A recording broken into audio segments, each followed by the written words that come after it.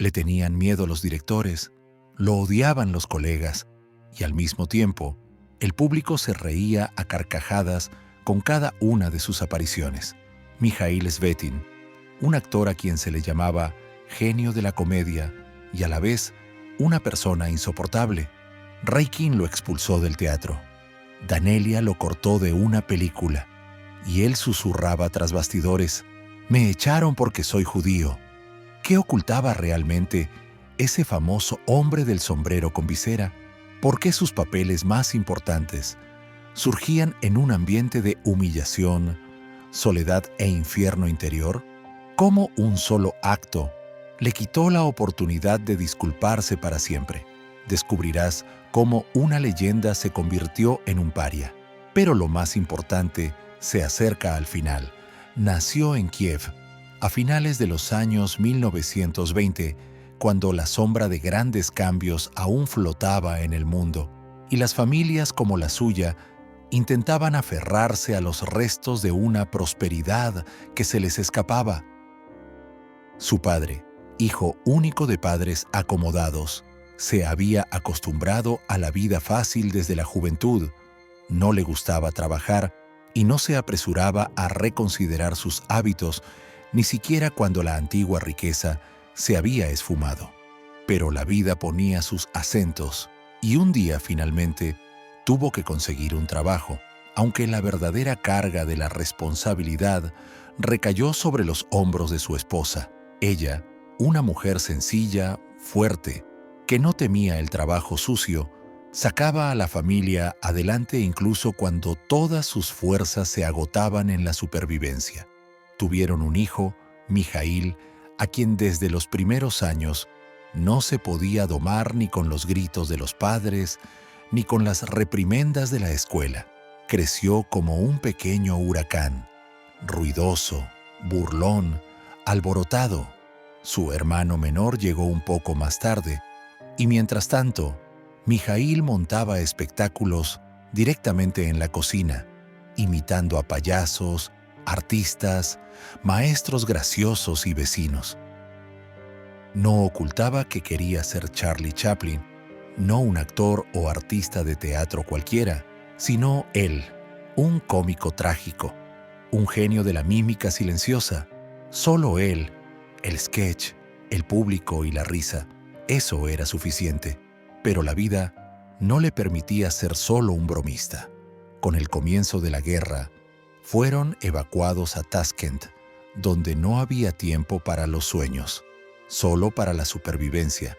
Junto con su madre, comerciaba en el bazar, buscando algo en que ocupar sus manos y cómo saciar el hambre.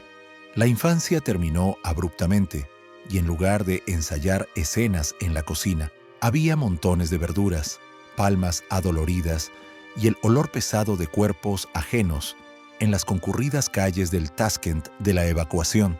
Al regresar a Kiev, después del fin de las hostilidades, Mijaíl, al parecer, intentó volver a su rutina habitual, pero la escuela en la que se encontró no pudo retenerlo.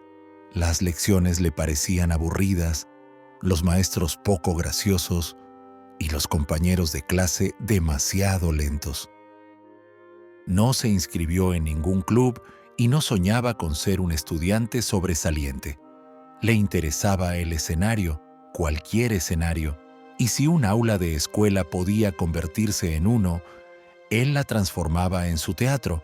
Hacía preguntas absurdas, interrumpía las clases, imitaba a animales, profesores, parodiaba a políticos y a los propios maestros. Al principio solo lo regañaban, luego llamaban a sus padres y después la paciencia de la escuela se agotó. La gota que colmó el vaso fue un episodio que aún se recuerda como algo anecdótico y a la vez inquietante. Mijaíl arrojó la mochila de una profesora por la ventana. Esto ya no era solo una broma, sino un desafío, y le respondieron. Le pidieron que no volviera más. Así, terminó el intento de encajar a Mijaíl en el sistema habitual. Él no se rindió, simplemente comenzó a buscar otra forma en la que su espíritu inquieto pudiera encajar. No importaba si era un escenario o una calle, un aula o un bazar.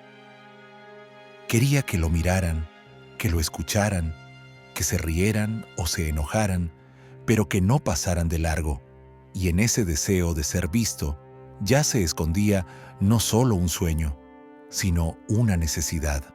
Él no actuaba para el público, no podía respirar sin él. Cuando Kiev se vació bajo el estruendo de las sirenas y el susurro de pasos ansiosos, Mijaíl y su madre se encontraron en el caluroso y ajeno Taskent, una ciudad que se convirtió en el hogar temporal para miles de personas que también habían escapado de la guerra. Todo lo que era querido y familiar desapareció. No quedaba ni el escenario, ni los libros, ni siquiera la propia sensación de la infancia. Ahora, ante él, solo estaban los mostradores del mercado, donde no se representaban espectáculos. Aquí se comerciaba con la supervivencia. Su madre, como siempre, no se quejó. Con los dientes apretados, se puso a trabajar, y Mijaíl se encontró a su lado, con un balde, con una espátula, con las manos vacías que aprendían a contar dinero, a captar la mirada del comprador y a entender rápidamente a qué le tenía miedo y qué necesitaba. El mercado se convirtió en una escuela de supervivencia, pero no en un escenario. Del escenario, solo quedaban los recuerdos de lo bien que se sentía imitar a Chaplin cuando todos se reían. Ahora nadie se reía. Y sin embargo, en Taskent, Mijaíl continuó actuando, solo que de otra manera. No olvidó cómo fingir, cómo manipular la atención. Simplemente, ahora interpretaba a una persona adulta que parecía saber lo que hacía, aunque en realidad todo era lo contrario. Cuando la guerra retrocedió, su familia regresó a Kiev, como por un sendero estrecho a través de las ruinas de la memoria que habían sobrevivido. Parecía que todo podía comenzar de nuevo, pero la escuela, como ya sabemos, ya no aceptaba a Mijaíl, y entonces se encontró en una encrucijada. Tenía que ir a una escuela técnica, cualquiera, donde no se requirieran más de 9 grados. La solución llegó inesperadamente. Un estudiante de dirección alquilaba una habitación en su casa. Sus constantes ensayos, los sonidos del oboe, las extrañas escalas no asustaron a Mijaíl, sino que lo fascinaron. Lo miraba con la misma atención con la que antes observaba a los artistas en el escenario. Este hombre controlaba el sonido como si fuera una palabra. Era como magia. Y Mijaíl se decidió. A pesar de la total falta de educación musical, se presentó a los exámenes de ingreso e intentó entrar en la clase de oboe. La técnica no lo salvó, pero sí su encanto. Tenía algo a lo que era difícil negarse. El comité vio en él no a un músico, sino a una persona a la que uno quería recordar. Y lo aceptaron. Los estudios no fueron fáciles. Tuvo que esforzarse mucho, pero Mijaíl no se rindió, porque entendió que, mientras tocara, estaba vivo. Aunque no fuera el escenario, ni la risa, ni los aplausos, seguía siendo un juego. Musical, preciso, disciplinado, y aunque en ese momento no entendía a dónde lo llevaría, seguía adelante, sin hacerse preguntas innecesarias, porque no podía vivir sin el escenario, y el oboe, aunque fuera temporalmente, se convirtió en su sustituto. Cuando Mijaíl recibió la citación, ya no era el adolescente revoltoso que había sido expulsado de la escuela. Era un joven con un instrumento en sus manos, con una escuela de música y experiencia como maestro a sus espaldas. Lo enviaron al ejército y parecía que el teatro se había vuelto a alejar hacia un luego sin esperanza. Pero el ejército es un lugar extraño, donde el aburrimiento y la disciplina a veces dan lugar a algo completamente inesperado por los comandantes. Allí, en medio de la monotonía, Revivió el mismo Mijaíl que una vez había soñado con ser Chaplin. Se encontró en la orquesta militar. El oboe sonaba de nuevo, pero lo más importante era otra cosa. En los eventos del ejército se requería algo más que música, y entonces Mijaíl comenzó a actuar. Chistes, miniaturas, sketches, todo lo que había acumulado en su interior lo presentaba ante los oficiales. Y un día, después de una actuación particularmente exitosa, se escucharon aplausos. Aplausos verdaderos, sinceros, no porque fuera obligatorio, sino porque había tocado el corazón. Y ese sonido volvió a encenderlo por dentro. De repente, comprendió que el sueño no se había ido a ninguna parte. Simplemente se había retirado. Se había pegado a la pared. Pero ahora se levantaba de nuevo con fuerza. El escenario lo llamaba, y tan pronto como el servicio terminó, Mijaíl, sin dudarlo, se fue a Moscú, a la capital, donde las codiciadas escuelas de teatro parecían cielos que se podían tocar si saltabas lo suficientemente alto. Se presentó a las audiciones, seguro de que lo lograría, con experiencia, con talento, con ojos brillantes, pero no fue recibido con aplausos. Fue recibido con miradas fijas, rechazos secos y frases detrás de las cuales se escondía una sola cosa: eres demasiado bajo. Su altura, 150 etc., se convirtió en motivo de burlas y de condescendencia educada. El hueco entre los dientes, otra razón para el rechazo. Ni la voz, ni el carisma, ni la energía interior podían superar ese defecto externo. Escuchaba: no eres para el escenario, una y otra vez.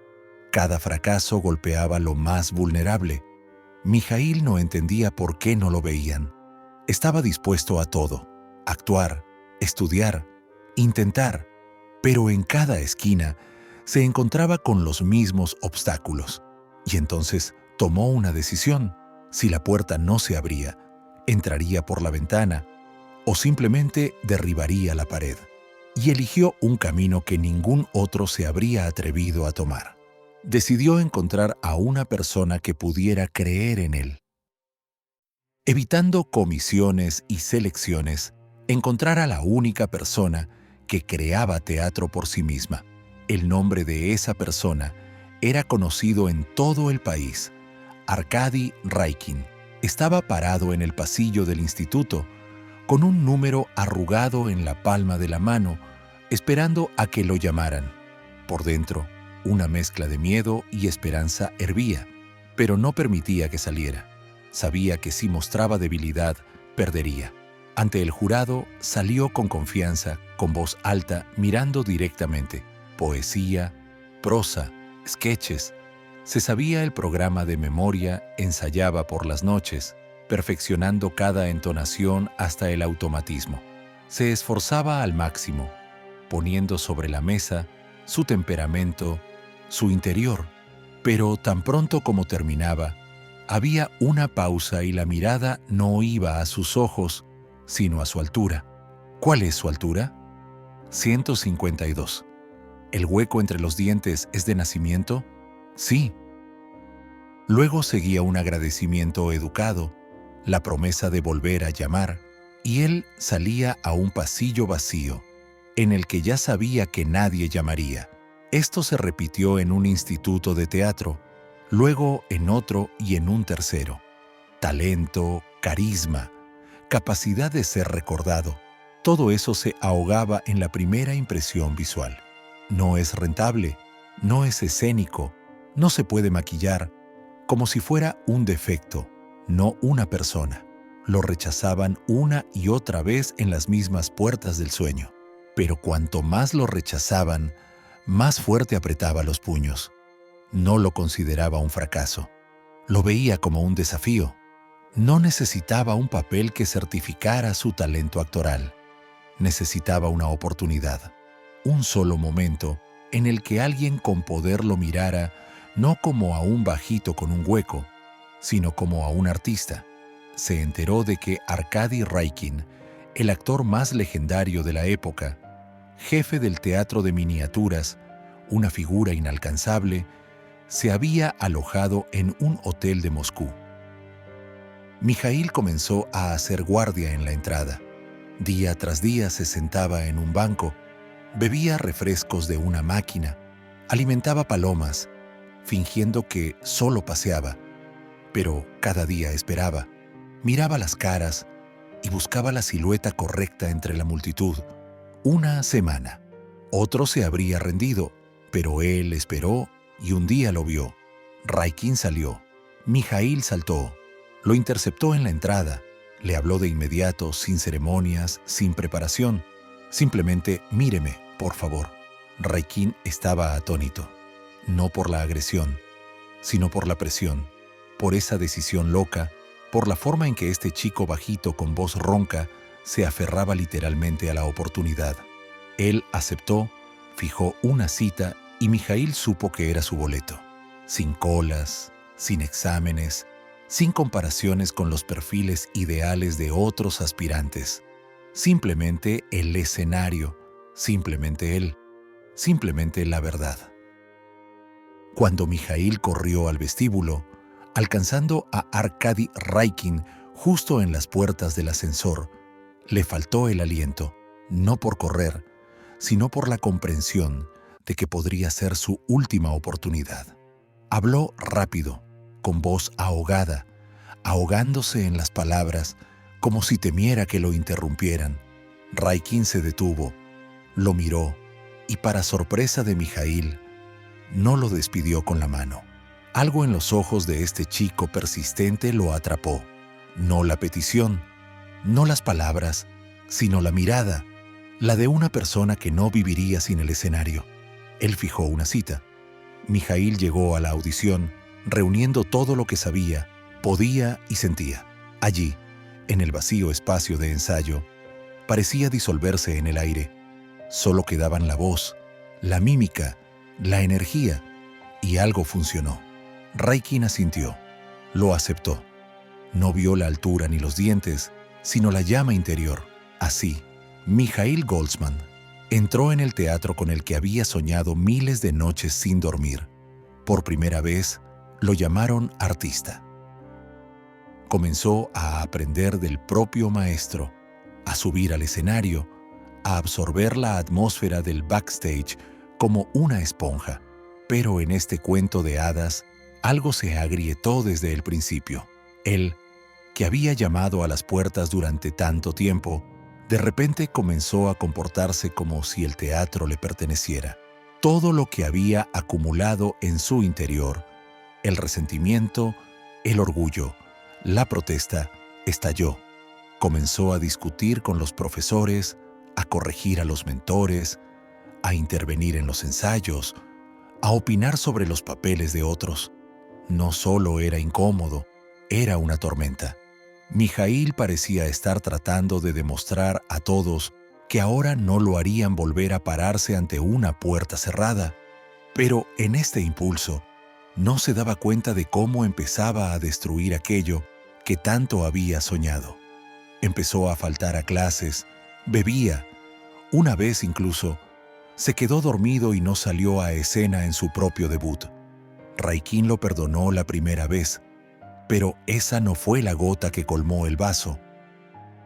Lo último ocurrió más tarde, cuando Mijaíl, en una confesión borracha, se permitió palabras ofensivas hacia la esposa de Raikin.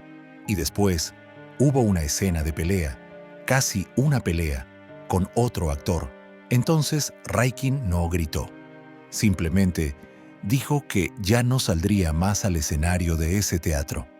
El sueño, al que había perseguido como un animal hambriento, resultó ser venenoso. No resistió la presión. Él mismo lo socavó desde adentro y lo comprendió demasiado tarde. Fue expulsado sin ceremonias, sin esperanza de volver.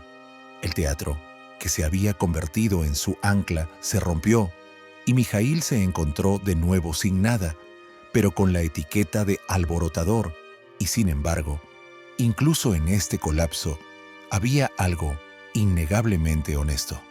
Llegó hasta el final, no se doblegó, no enmascaró su carácter, No pudo vivir en una jaula, incluso cuando estaba dorada, pero el precio fue aterrador. La puerta se cerró de nuevo y ya no había un Raikin, ni un escenario, ni maestros. Solo quedaba la bolsa de trabajo y una oferta que aceptó sin dudarlo: irse a la provincia, empezar de cero otra vez. Él soñaba con que el escenario lo cambiaría, que al convertirse en actor encontraría la paz, el respeto y la estabilidad. Pero la realidad resultó ser diferente.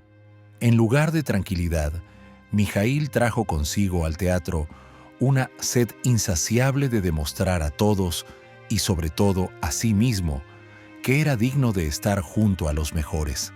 No toleraba las instrucciones, interrumpía a los maestros en los ensayos, discutía con los directores, daba sus propias interpretaciones, incluso donde nadie las pedía, y lo más peligroso, comenzó a enseñar al propio Raikin, cuyo nombre significaba más que todos los títulos y galardones juntos.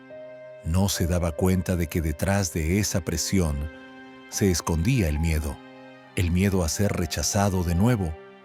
Pensaba que estaba luchando por el reconocimiento, pero en realidad se estaba defendiendo.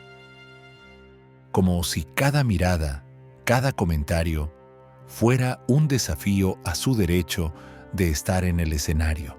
El alcohol se convirtió en un lubricante para las emociones, y con él llegó la brusquedad, la agresión, la arrogancia. Al principio, los colegas intentaban llevarse bien con él. Luego se distanciaron, pero el teatro no perdona los errores recurrentes, y Mijaíl los cometía uno tras otro. Se quedó dormido para un ensayo, luego arruinó una actuación. Se permitió palabras humillantes hacia la esposa de Raikin. Aunque fuera en una diatriba borracha, todos lo escucharon. Y luego ocurrió la pelea, corta, grosera, confusa. Raikin, la persona en cuyos ojos Mijaíl había sido una vez un milagro, ya no veía en él nada más que una amenaza, y un día simplemente puso un punto final. Sin histeria, sin explicaciones, de forma concisa, como se corta una rama innecesaria. Ya no estás en la compañía. Fue un golpe, pero no el final. Mijaíl no cayó en depresión, no se encerró en sí mismo. Se fue primero a la región de Volgogrado, a Kamyshin. Allí no había el brillo del escenario de la capital, no había Raikin, pero había lo principal: un escenario, y eso era suficiente para volver a respirar. En la periferia, inesperadamente, resultó ser necesario. Allí, donde no se contaban los centímetros de altura, ni se miraban los dientes, su talento fue valorado desde la primera aparición. Obtuvo papeles, actuaba con furia, con un fuego interior que parecía haberse encendido aún más después de la derrota. Y fue aquí donde conoció a la persona que no solo pudo entenderlo, sino también retenerlo. Una joven actriz que recién comenzaba, Bronislava Proskurnina. Ella tenía 17 años, él 30, pero en ese choque de dos almas había algo verdadero. Ella no veía en él a un alborotador, veía a una persona. Y él, por primera vez en mucho tiempo, no intentaba demostrarle nada a nadie, simplemente estaba a su lado. Kamyshin se convirtió para él no en un exilio, sino en una extraña forma de liberación. Aquí nadie conocía su pasado, no recordaba las peleas, no lo comparaba con Raikin. Aquí no lo juzgaban por su altura o su apellido. Aquí simplemente veían cómo actuaba, y eso era suficiente. Salió al escenario. Desde los primeros ensayos quedó claro: la persona a la que en la capital llamaban no apta, aquí se convirtió en un imán. Sus entonaciones, su mímica, su vivacidad, todo atraía la mirada. Mijaíl volvió a respirar el escenario como si nunca se hubiera ido de él, y fue precisamente en esas tablas donde la vio por primera vez. Bronislava era muy joven, recién comenzaba. La habían puesto en el escenario como una novata, con una voz suave, ojos grandes y un miedo notable a cometer errores. Mijaíl la miró al principio como un mentor, con una ligera condescendencia irónica, y luego, de repente, con atención. Ella no sabía actuar como él, no arrancaba ni un solo aplauso, pero en ella había una pureza que lo desarmaba. Y lo que sucedió entre ellos no comenzó con la pasión, sino con una conversación, una simple conversación humana. Él le contaba historias, ella escuchaba. Él parodiaba a actores famosos y ella se reía, no porque tuviera que hacerlo, sino porque no podía contenerse. Y cuanto más estaba con ella, menos sentía la necesidad de ser alguien más en el escenario. Por fin, comenzó a ser él mismo. Les era difícil. Ni él ni ella tenían estabilidad, dinero, ni un apartamento, pero tenían lo principal, un sentimiento que no requería justificaciones. Él era mayor, más temperamental, con la carga de los fracasos. Ella era joven, romántica, ingenua, y aún así se casaron, en silencio, sin celebraciones, sin grandes palabras, simplemente porque no podían no estar juntos. A partir de entonces, comenzó su nomadismo por los teatros. Se mudaban de ciudad en ciudad, de una compañía a otra. En todas partes, Mijaíl comenzaba de cero, una y otra vez demostrando que el talento no es la altura, el estatus ni el diploma. Y Bronislava lo seguía. Ella no montaba escenas, no pedía un anillo de diamantes o una casa con jardín. A ella le bastaba con él. Incluso cuando él estaba irritable, temperamental, obstinado, él actuaba, ella esperaba, él se enojaba, ella perdonaba. Su vida parecía una obra de teatro sin decorados, sin un final preciso, pero con emociones vivas y reales.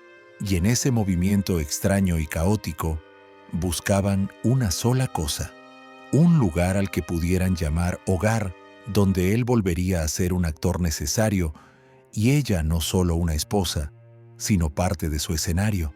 Se establecieron en Leningrado, cansados de las mudanzas, con maletas acumuladas, carteles usados y cuadernos con diálogos.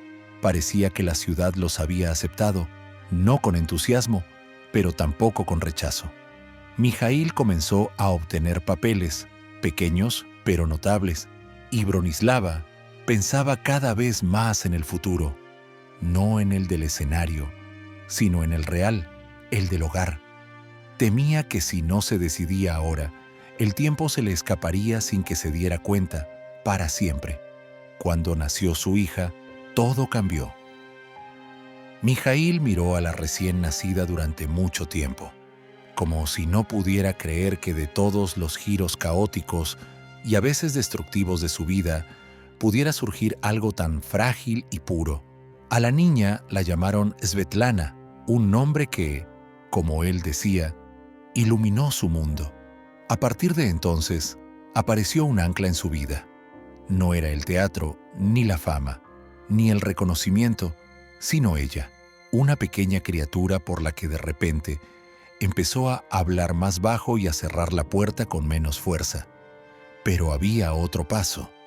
Ya no quería que lo miraran a través del prisma de su apellido.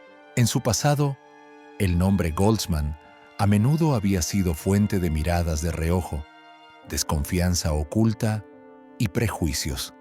Sentía cómo funcionaba eso, no de frente, sino desde adentro, y un día tomó una decisión que nadie le había pedido, pero que se convirtió en un acto de protección para él. Tomó el apellido formado a partir del nombre de su hija. Se convirtió en Svetin. No era un seudónimo por la sonoridad escénica. Era una declaración. Dejó de ser el hijo de sus padres, un actor en el exilio, un alumno de Raikin. Ahora era un padre, y si alguien tenía que determinar su destino, no era un editor, ni un comité artístico, ni una comisión, sino ella, Svetlana, Svetin. Este nombre se convirtió en una armadura, y el nacimiento de su hija en el punto donde comenzó su verdadera vida. Ahora actuaba no solo por el escenario, actuaba por el hogar, por los desayunos por la mañana, por la primera muñeca que escondió en el bolsillo de su abrigo para darle una sorpresa, por la risa de los niños en la cocina, por la familia que quería preservar a toda costa. Y a partir de ese momento, su camino dejó de ser solitario. En cada elección, en cada diálogo, en cada salida al escenario, detrás de él ya no estaba la sombra de los fracasos, sino la cálida luz de su nombre. Cuando el teléfono sonó con una oferta inesperada para actuar en una película, Mijaíl ya tenía 44 años. Una edad en la que muchos artistas comienzan a hacer balance. Él la percibió como un punto de partida. Antes de eso, había habido decenas de obras de teatro, decenas de mudanzas, decenas de intentos de mantenerse a flote, pero el cine era ese quiero ser Chaplin de la infancia, solo que ahora sin risas, sin ingenuidad, ahora en serio. Llegó al set no como un novato, sino como alguien que había estado preparado para todo durante mucho tiempo. Su rostro no necesitaba maquillaje. Era una obra de arte en sí mismo. No necesitaba que le explicaran cómo actuar. Sentía el escenario como su propia piel, y todos a su alrededor lo sentían. La primera escena en la que participó fue un tiro certero. No solo interpretaba a un hombre gracioso, lo era, y no de forma artificial, ni superficial, ni según un guión predeterminado. Vivía dentro de cada escena. A partir de ese momento, las ofertas llovieron una tras otra. Los directores lo buscaban no por su nombre, no por la moda, sino por lo que sabía hacer mejor que nadie: dar vida al texto. Mijaíl no tenía una dicción hermosa o una figura esbelta, pero tenía magia. Entraba en el encuadre y uno ya no quería apagarlo. Pero con eso también venía la otra cara. Irritaba, discutía, señalaba. No tenía miedo de decir a la cara que un diálogo era débil, que una escena no funcionaba o que un personaje era de cartón. Para muchos, esto era insoportable. No era un actor fácil de encajar en un marco. Había que aceptarlo tal como era, con su carácter, con su tormenta interior, con sus inesperados ataques de ira. Los directores a menudo apretaban los dientes, aguantando sus comentarios. Podía soltar una frase como «así no se puede filmar». Directamente en medio de una escena, discutía sobre las motivaciones, el tono y la entonación. A veces parecía que simplemente estaba provocando para sentir que tenía el control. Pero incluso los más temperamentales entendían que no lo hacía por capricho. Luchaba por el papel como si fuera la verdad. Lo toleraban porque sabían que al final la escena saldría como nadie más podría hacerla. No interpretaba un tipo de personaje. Hacía de un papel, incluso el más secundario, una vida. Es por eso que Mijaíl Esvetin, habiendo aparecido en la pantalla tan tarde, logró actuar en más de 100 películas. No necesitaba tiempo para calentarse, simplemente, por fin, estaba donde tenía que estar desde el principio. Con Leonid Gaiday tenía una alianza especial. No era amistad ni asociación, sino algo más extraño e impredecible. Gaiday, un maestro de las réplicas precisas y la comedia absurda, veía en Esvetin a un actor que no necesitaba explicaciones. Mijaíl, por su parte, sentía que Gaiday era un director raro, capaz de sacar todo lo que dormía dentro de un actor. Su colaboración era como un baile sobre vidrios rotos, un respeto contenido, una irritación oculta, una atracción profesional. Gaiday toleró a Esvetin más que muchos otros. Mijaíl, por costumbre, discutía, intervenía en el guión, proponía puestas en escena alternativas e incluso corregía las entonaciones de otros actores.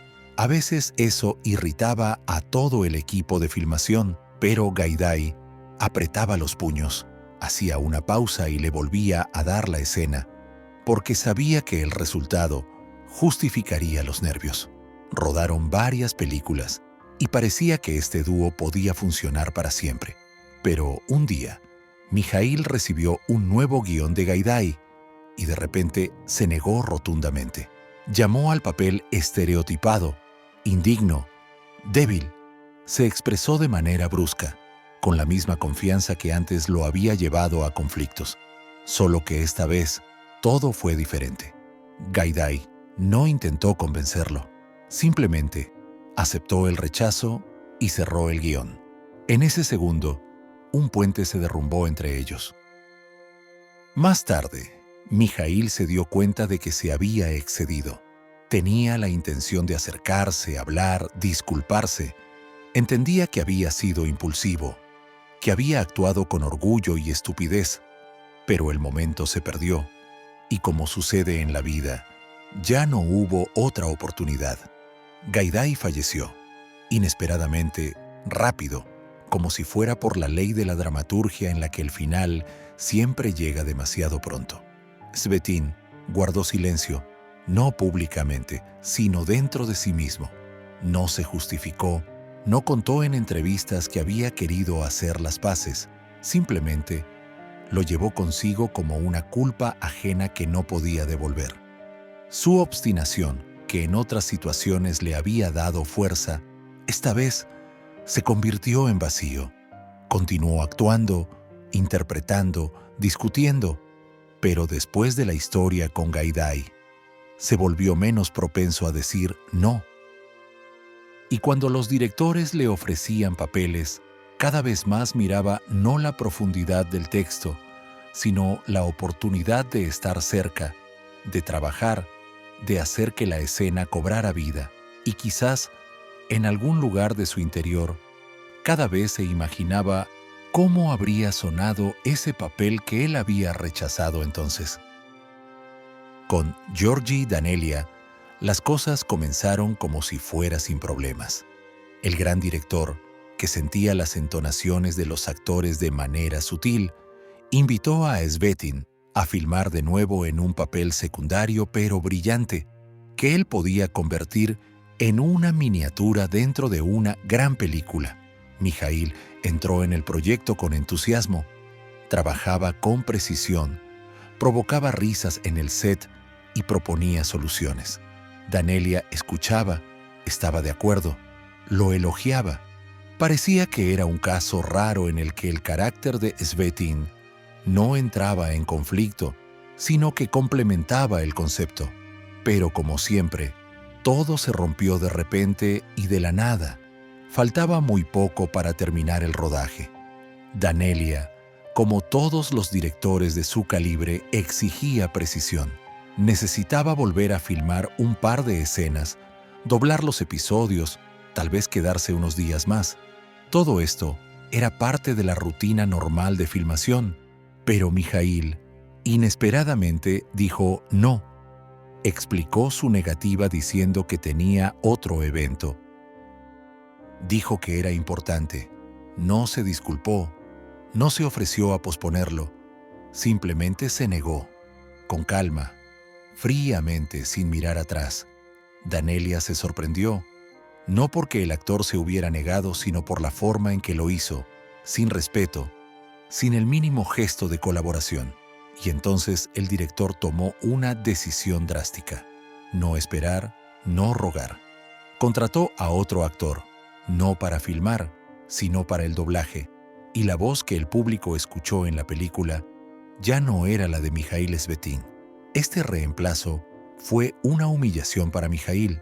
No estaba acostumbrado a ser borrado después de su trabajo, su rostro en la pantalla, una voz extraña detrás de ella, su expresividad, una entonación ajena. Fue un golpe a lo que siempre se había aferrado, a la singularidad, a su yo. Más tarde, recordaba esta historia con amargura, diciendo que había actuado sin pensar, reconociendo que no tenía razón, pero ya no se podía arreglar nada. La ruptura no fue ruidosa, no fue con un escándalo, pero fue definitiva.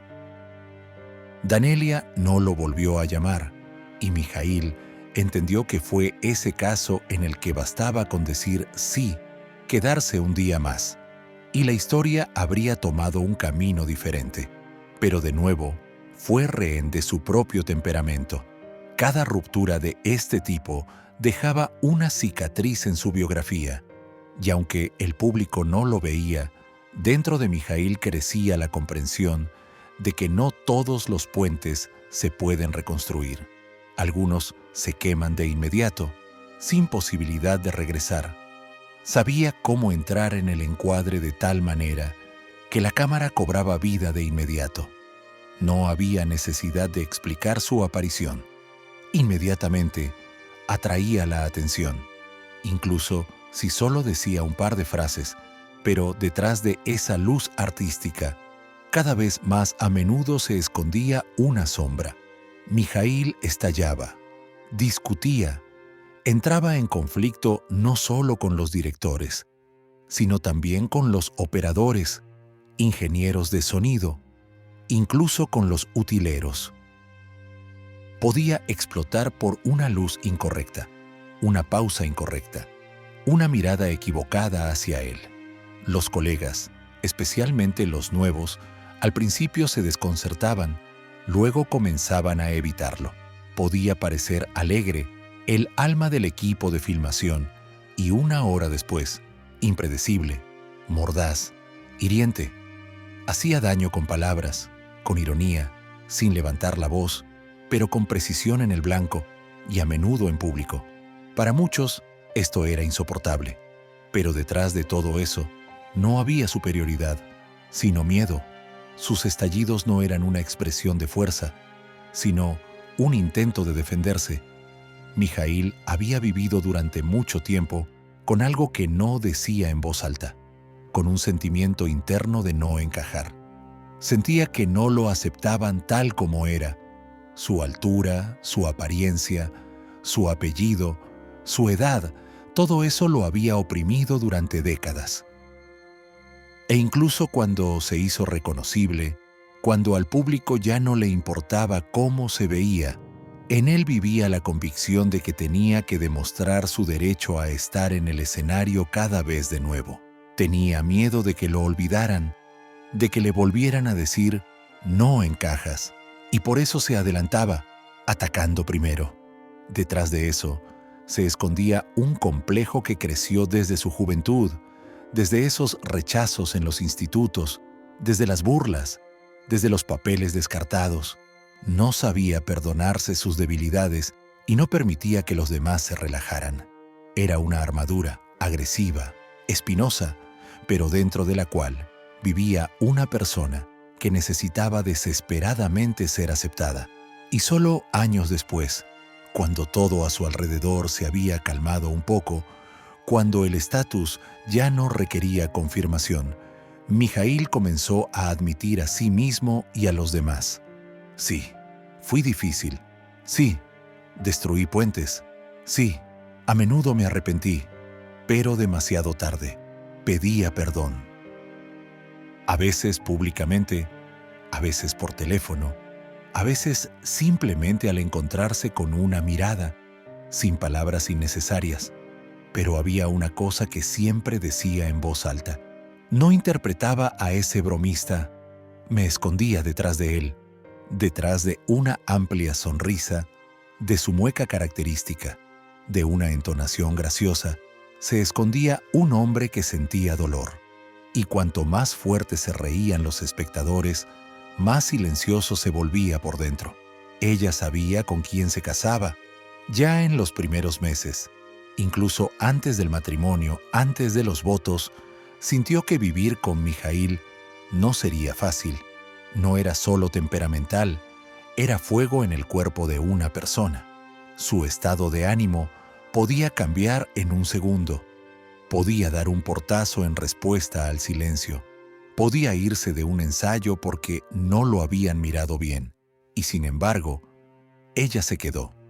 Bronislava no montaba escenas, no intentaba reeducarlo. Simplemente estaba a su lado, sin importar dónde estuviera su vida, en un escenario provincial o en un estudio de la capital. Lo seguía, a veces en la sombra, sin aspirar a los aplausos, a veces con ansiedad en la voz, cuando él estallaba contra otros, pero no se iba. Hubo noches en las que lloró, hubo momentos en los que pensó en irse, una vez incluso hizo la maleta, pero se quedó, no por lástima, sino por amor. No hay muchas mujeres así, no son ruidosas, ni públicas, ni buscan estar en el centro, pero resisten lo que nadie más puede. Y quizás, solo gracias a ella, Mijaíl no se destruyó por completo. Ella no le ponía condiciones, no lo amenazaba con irse, no le daba sermones, pero su silencio, su presencia, actuaban más fuerte que cualquier palabra. Y él lo sabía, lo decía rara vez, se avergonzaba, pero lo admitía. Solo ella sabía no tenerle miedo cuando él mismo se temía. Con los años, ella se convirtió en su ancla, su regreso a casa. Y cuando todo se derrumbaba, los papeles, los contratos, las amistades, él sabía que Bronislava estaría allí, sentada en la cocina, sirviendo té, abriendo la ventana y esperando a que se calmara, no por obligación, sino por una lealtad que no requiere pruebas. Con su hija, era completamente diferente. Svetlana no conoció al padre tirano, no vio sus estallidos en el teatro. Para ella, él era cálido, atento, tierno. Le enseñó a ver el mundo con una sonrisa, pero no le permitía ser frívola.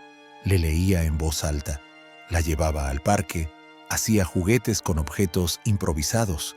La llamaba mi luz, no por un juego de palabras, sino de verdad, y por ella, una vez, se cambió el apellido. Más tarde, cuando Svetlana se casó y se fue a América, Mijaíl se preocupó al principio, pero cuando nacieron sus nietas, Ana y Alexandra, todo cambió. Vivía para sus visitas, sus voces en el teléfono, sus fotos. Podía pasar horas mirando la pantalla, viendo videos de ellas recitando poemas o bailando.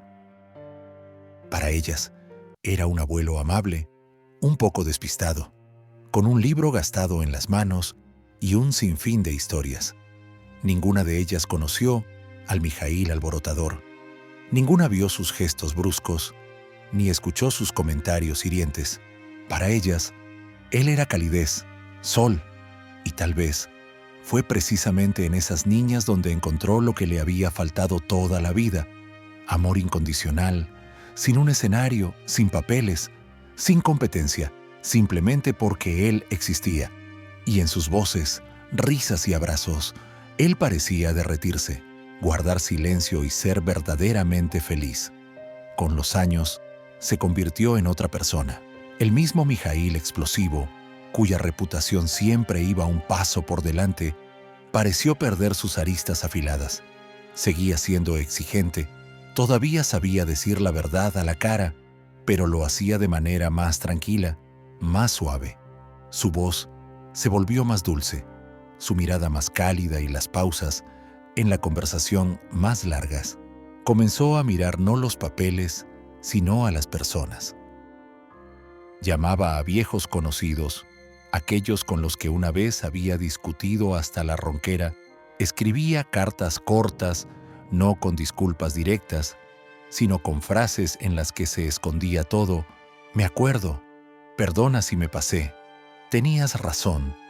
Comenzó a admitir pública y personalmente que no siempre tenía la razón, que la obstinación por la que alguna vez fue respetado no era una fortaleza, sino un escudo, y que por su culpa había perdido demasiado. Ya no quería pelear con nadie. Desapareció en él la necesidad de demostrar que valía algo, simplemente porque ahora sabía que lo valía sin lucha, sin ruido, sin conflictos.